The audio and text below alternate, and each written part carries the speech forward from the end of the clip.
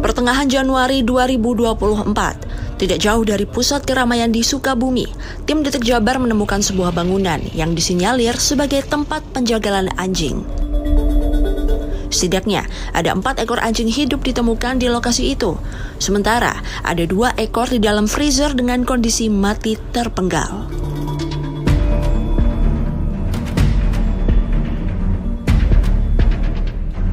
Pada tim Detek Jabar, ia mengaku menjual anjing-anjing tangkapan dengan harga bervariasi sesuai ukurannya. Bukan hanya menjual yang masih hidup, ia pun menjual anjing mati dengan harga rendah. Mun payah gitu sabaraha hargana? Daripada telaku. Eta mah langsung disisit meureun di dieu. Anjing sabaraha enak Kang hijina? Oh, kumaha gedena. Oh, jadi tergantung gede enak mah. Mun badak pang-badakna sabaraha? 150.000. Mun leutik? Kadang-kadang anu 2 jadi hiji, kumaha leutikna kumaha etana. Boga lain. Idealnya beda grup eta mah. Beda grup. Kita misalnya dari itu asukan negara teman. Oh, ka Cianjur. Cianjur di makam kuburan Cianjur. Mana kita jauh mana Tim Detek Jabar juga menemui seseorang yang mengaku pernah bekerja sebagai pemburu anjing liar. Ia mengatakan hanya perlu menggunakan bangkai ayam dan kawat rem untuk menangkap seekor anjing. Kalau nangkap itu malam hari ya. Sebab kalau malam hari itu kan karena anjing itu lapar. Kalau lapar kan dibakar itu dia memancing lapar itu. Jadi anjingnya datang sendiri. Ya, sendiri. Setelah itu baru dijebak. Ya, langsung dijebak, kena jebakan itu pakai kuping itu. Ke perut ininya, lehernya. Sehari sampai dapat saya 20 ekor anjing. Untuk 1 ekornya dulu jual berapa? Kalau yang dulu itu ada yang 200.000, yang biasa ada yang 2,5, ada yang pego. Yang mahal itu yang kulitnya Pisitan ya. Pisitan, terus yang hitam. Yang hitam nyampe 400.000 sampai 500.000. Udah. Ini adalah salah satu temuan terbesar kasus perdagangan anjing lintas provinsi di Indonesia. Sebulan kemudian, Wali Kota Solo Gibran Rakabuming Raka pun akhirnya menandatangani surat edaran larangan untuk mengkonsumsi daging anjing di wilayahnya. Sejumlah pihak pun merasakan efek adanya surat edaran tersebut. Tim Detikom pun menelusuri wilayah Kota Solo untuk melihat langsung sebesar apa efek yang ditimbulkan usai surat edaran itu terbit.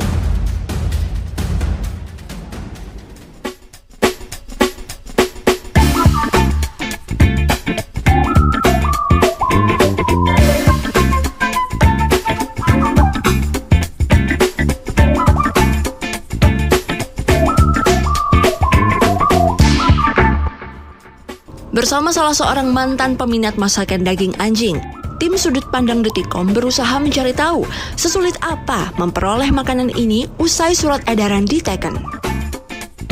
Dulu di sekitaran sini banyak yang jual rica anjing, rica daging anjing sepanjang jalan ini. Sekarang sudah tidak ada karena stoknya semakin menipis. Dulu nyarinya sampai sini juga, Mas? Gih, sampai sini, Mas.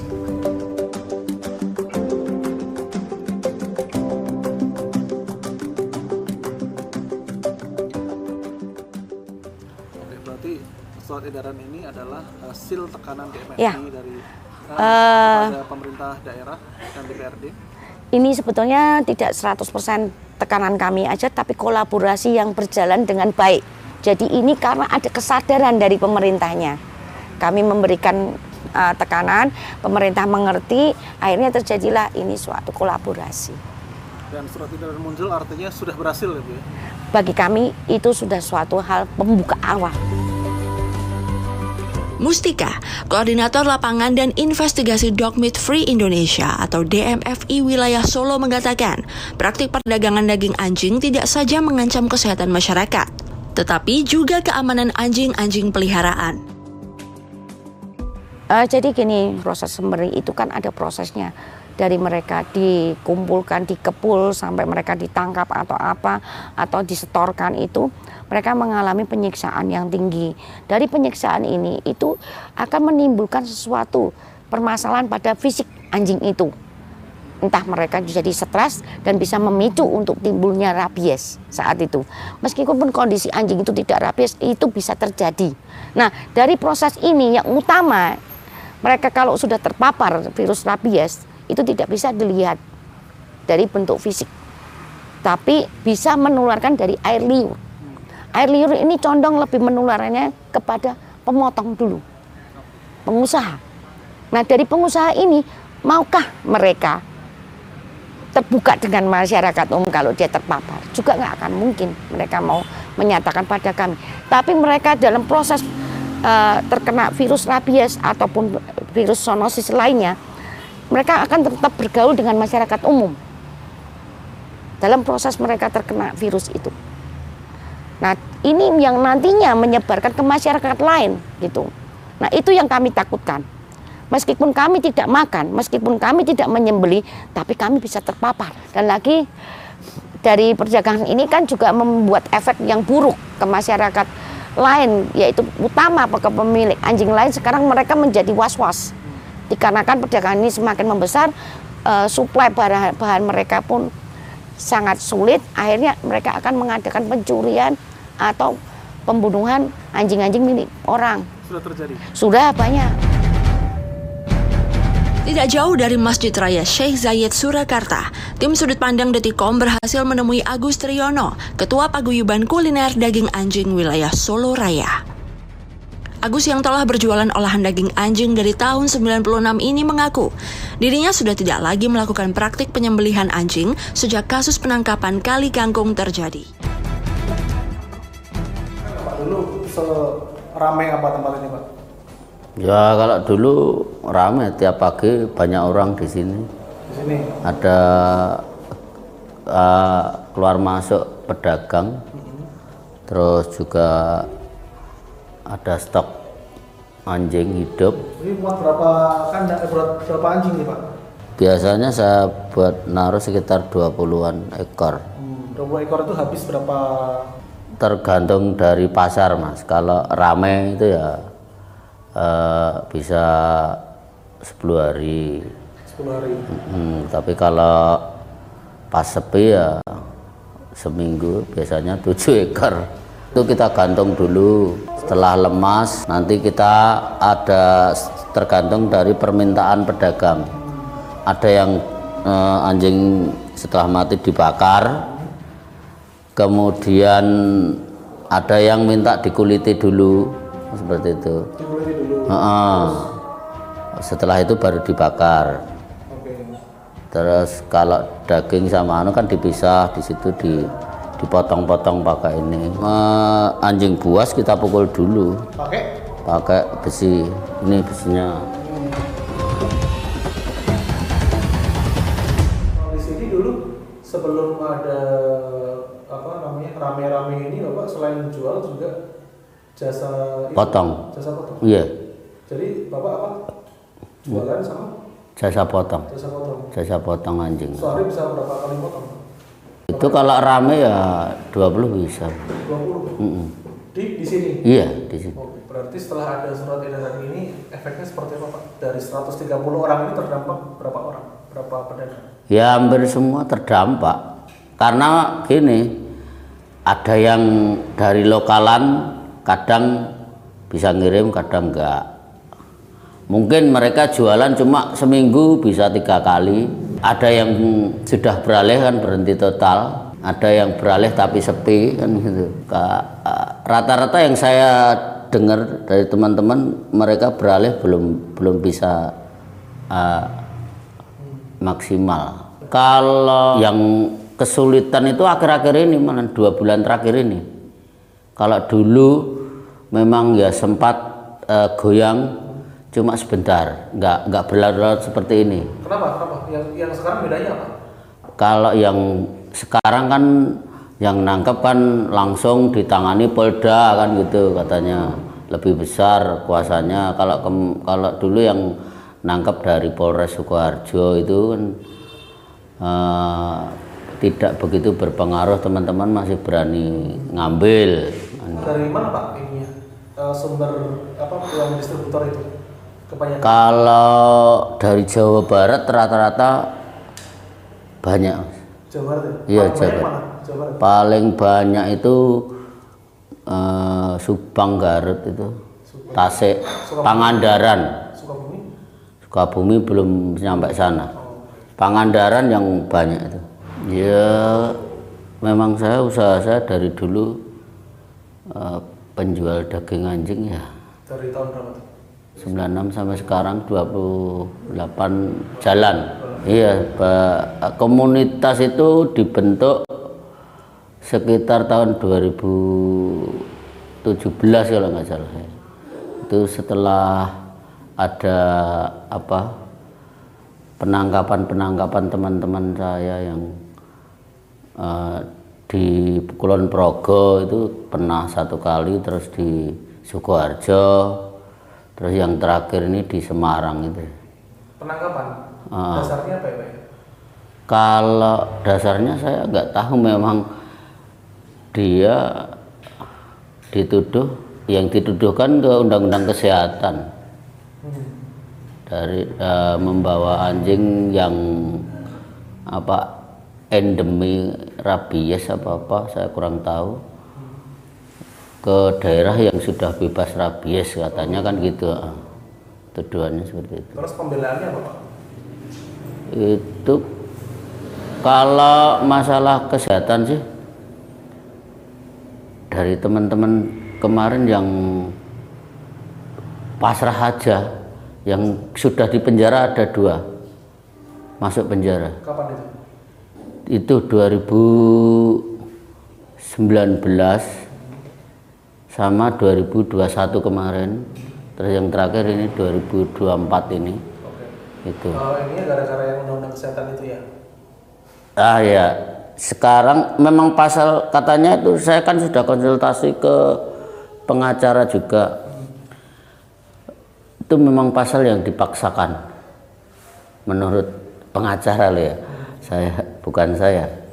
Tapi kan kemarin saya juga pernah konsultasi 1 kali ke pengacara di Solo. Itu katanya ini pasal ini memang dipaksakan. Mungkin ada pihak-pihak yang kurang senang kan gitu. Karena dari WHO pun sendiri, WHO sudah menyatakan anjing bukan bahan untuk konsumsi. Karena dari struktur masalah yang akan ditimbulkan dari anjing itu sendiri, yaitu penyakit virus dan zoonosis. Jadi apapun tidak bisa kita lakukan, karena memang anjing tidak bisa dikategorikan sebagai bahan pangan karena resikonya. Seolah-olah bahwa kami itu pencinta hewan, kami ingin dimenangkan. Jadi DMF itu bukan sekumpulan pecinta anjing ya? Ya, kami bukan. Kami mayoritas memperjuangkan hak asasi hewan. Jadi kami memperjuangkan kepada real memang undang-undangnya seperti apa, dan kami lebih memperjuangkannya dari hukumnya. Bukan pencinta anjing aja, kami seluruh hewan pun mencintai. Tapi sudah bergulir lama dan akhirnya baru sekarang itu, apakah si pemerintah ini lambat atau bagaimana? Bagi saya nggak ada kata-kata lambat.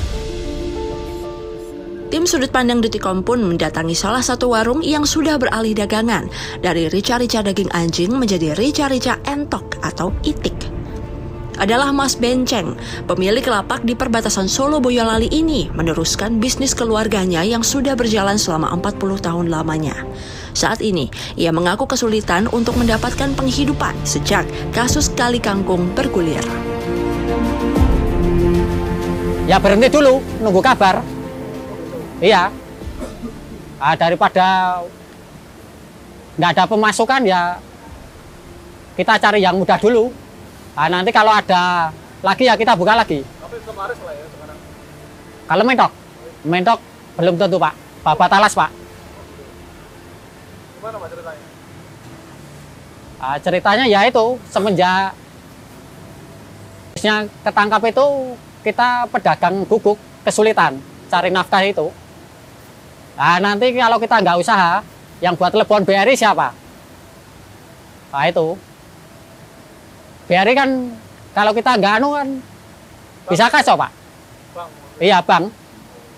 Nah kita usahakan ya modal pinjam dari BRI. turun berapa persen Pak? Misalnya dulu sehari berapa porsi, sekarang berapa porsi gitu? Wah kalau itu nggak bisa saya perkirakan Pak. Masalah itu kan kita cuma bisa ngambil aja. Berarti sekarang mau duit berapa Pak? Kalau dulu berapa, sekarang berapa? Itu perbandingannya gimana? Setengahnya perbandingannya itu. Setengahnya nggak ada Pak. Nah, dulu itu bisa sampai 1,5 juta. Sekarang cari duit 1 juta aja pusing. Kalau kita itu yang penting kita itu bagi pedagang. Kita kan pedagang, modal kan nggak minta pemerintah. Nah, biarkan kita berdagang dengan tenang. Itu aja bagi pencinta-pencinta hewan. Tolonglah hargailah kita orang cari makan.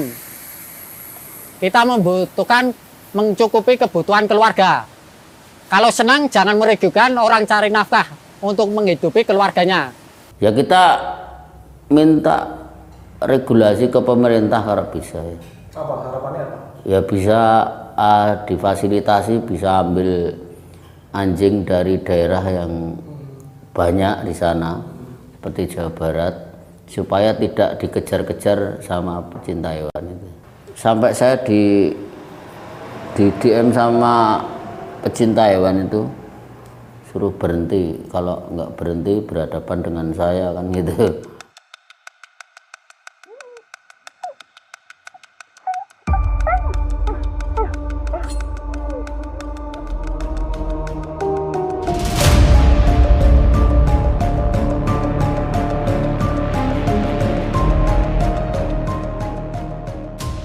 Agus menjelaskan, berdasarkan data yang dimilikinya, ada 130 orang pedagang yang membuka warung olahan daging anjing di wilayah Solo Raya, yaitu meliputi daerah Sragen, Karanganyar, Boyolali, Klaten, dan Sukoharjo.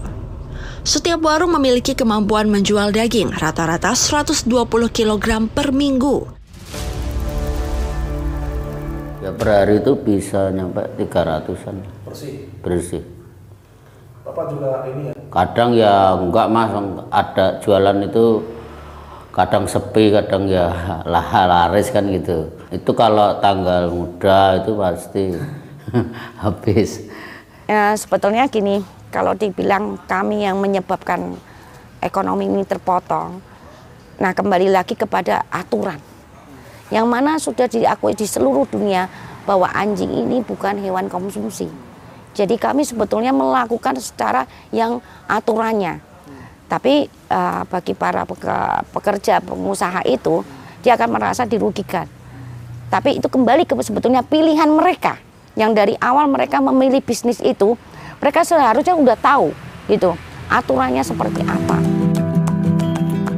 Tim Sudut Pandang Detikom pun mendatangi Eko Nugroho Isbandiarso, Kepala Dinas Pertanian Ketahanan Pangan dan Perikanan Kota Surakarta. Ia menuturkan, pemerintah Kota Surakarta telah mencatat setidaknya terdapat 27 pedagang masakan olahan daging anjing yang telah beralih menjadi penjual kuliner daging itik dan babi. Terkait surat edaran yang baru saja ditandatangani pada 19 Februari 2024 lalu, ia menuturkan bahwa pada akhirnya akan ada dasar hukum yang mengatur praktik jual beli daging anjing di wilayah tugasnya.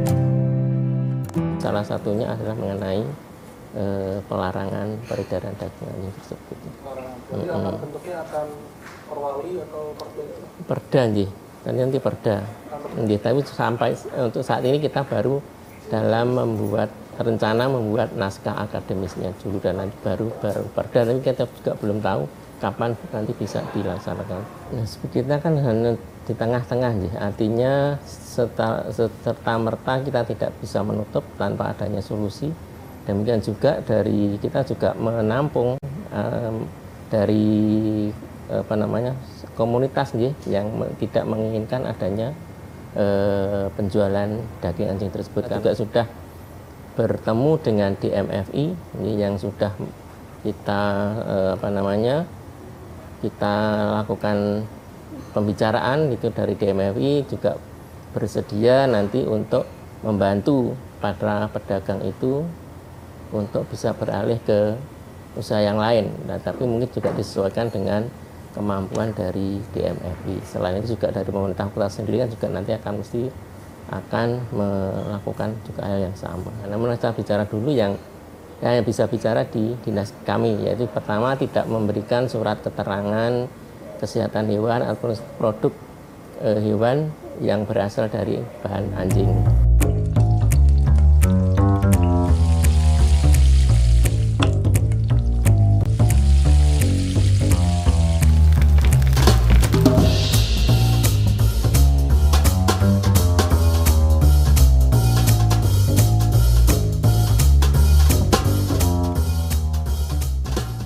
Ramai dikunjungi oleh para pembeli, warung Babi Jos adalah contoh lain kisah penjual masakan olahan daging anjing yang beralih menjadi penjual masakan olahan daging babi. Andrew, pemilik warung Babi Jos ini mengaku sebagai salah satu pihak yang terdampak akibat langkanya pasokan daging anjing di wilayah Kota Solo. Bersama istrinya, ia pun mempertaruhkan usaha yang telah dimulai satu generasi sebelumnya. 25 tahun daging anjing. 25 tahun. Yang daging anjing dulu sempat sehari bisa 6-7 ekor. Iya, rata-rata ya 5-6 jutaan. Iya. Sekarang paling 2-3 jutaan. Kan awalan toh ini. Kita masih awal toh. Baru 2 bulan toh kita. Mau masuk bulan ketiga. Kalau sekarang bisa berapa kilo sehari? Sehari rata-rata ya kita ya 25-30 kilo lah sehari. Jam 9 sampai jam 4 sore, jam 4 sore sampai jam 9 malam. Itu pas pertama buka langsung ramai atau sepi? Enggak. Sepi dulu. Sepi dulu. Sepi itu paling berapa ya? Hampir 1 mingguan lah. 1 mingguan lah. Caranya buat apa? Buat narik pengunjung gimana? Panggil influencer. Iya, food vlogger. Iya. Efeknya lumayan. Efeknya langsung booming gitu, langsung viral beberapa hari itu sempat viral itu. Sempat kewalahan sih. Nah, dari sisi masakan apa yang berubah? Enggak ada. Bumbu semua sama. Tapi dagingnya aja yang bahan bakunya yang ganti. Menu paling diminati ya rica goreng sama masak kering. Ya. Masker itu masak kering. Pak, kalau Bapak sendiri sekarang udah berapa lama berhenti? Ya 2 bulan mas. 2 bulan dari tanggal 6 itu sudah nggak ada pasokan. Yang kemarin ketangkep kan itu tanggal 6 Januari sampai sekarang kan.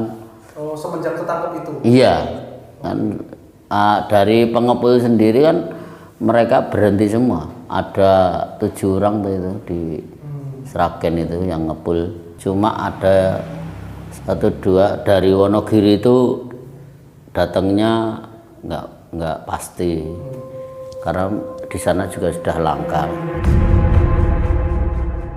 Agus adalah salah satu gambaran mantan pedagang masakan olahan daging anjing. Berbeda dengan rekan-rekannya, ia mengaku tak lagi banyak bersinggungan dengan bisnis jual beli masakan olahan daging anjing. Namun, sebagai ketua paguyuban yang menaungi 130 penjual masakan olahan daging anjing, ia berharap agar karut-marut yang terjadi belakangan dapat segera dituntaskan. Ya, kita disuruh membuat surat ke Pemda, itu saran dari Kasatpol PP Surakarta, PLT itu suruh buat surat kepada Mas Wali biar kasih jalan keluar. Tapi harapan teman-teman kan mereka nggak mau untuk berhenti jualan karena mereka kan sudah lebih dari 10 tahun jualan. Kalau mau ganti ya canggung lah. Kan kebanyakan sudah tua-tua mas. Ya kalau bisa ya, ini kalau bisa harapan teman-teman kita tetap jualan. Atau kalau memang itu yang kedua, kalau itu memang aturan itu ada atau memang dipersiapkan aturan, ya kita minta seperti perlindungan dari pemerintah. Kenapa kok kita sebagai warga negara Indonesia diperlakukan seperti hewan kan gitu. Kalau memang aturan keluar dan tidak boleh, ya dikasih modal juga nggak masalah, atau diberi pelatihan. Tapi yang